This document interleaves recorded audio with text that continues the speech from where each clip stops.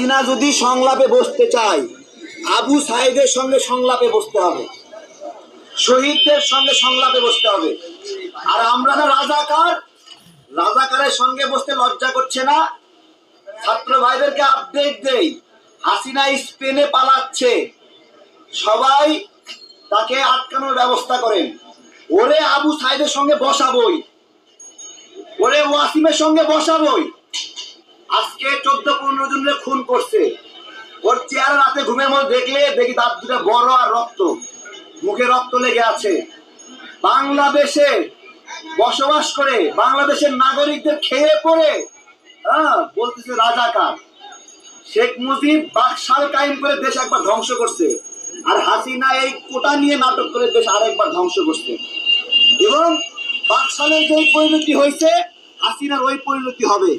Spain যাওয়া ঠেকাতে হবে হাসিনাকে, ওর বিচার এই দেশেই হবে। ছাত্রদের রক্ত আমরা বৃথা যেতে দেব না, আন্দোলন বন্ধ হবে না, সংলাপ হবে। এই আইনমন্ত্রী, সংলাপ হবে আবু সাইদের সঙ্গে। তোরা আবু সাইদের পাশে যাওয়ার ব্যবস্থা করবো আমরা। আবু সাইদের পাশে বসে তুই সংলাপ করবি। আদালত দিয়ে নাটক মারাইছো, তাই না? আদালত খেলা। ওই আদালত কেমনি এই রায় দিলি ছাত্রদের বিরুদ্ধে? এখন আবার নরম হইছস কেন? আমাদের সবসময় লাঠি ধরতে হবে না? যথাযথ ব্যবহার জানে। আজকে টিয়ার শেল গুলি শেষ হয়ে গেছে, এই জন্য কণ্ঠ নরম হয়েছে না? আগামীকালকে আবার টিয়ার শেল গুলি ইন্ডিয়া থেকে নিয়ে আসে, আবার রক্তচক্ষু করবা। আমরা বুঝি না? এখান থেকে যাওয়ার পরে ছেলে পেলেদেরকে মারবা, বুঝি না?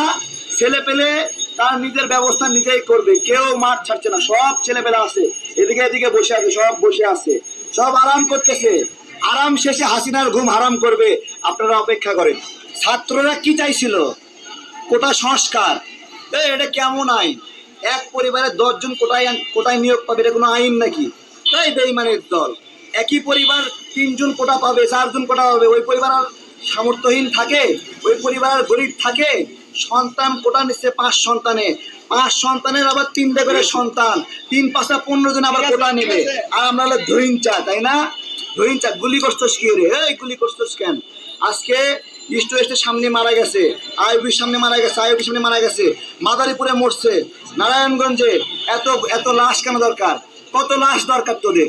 কত লাশ দরকার? একটা ছোট্ট দাবি। এখন কোনো সংলাপ হবে না, সংলাপ হবে লাশের সঙ্গে।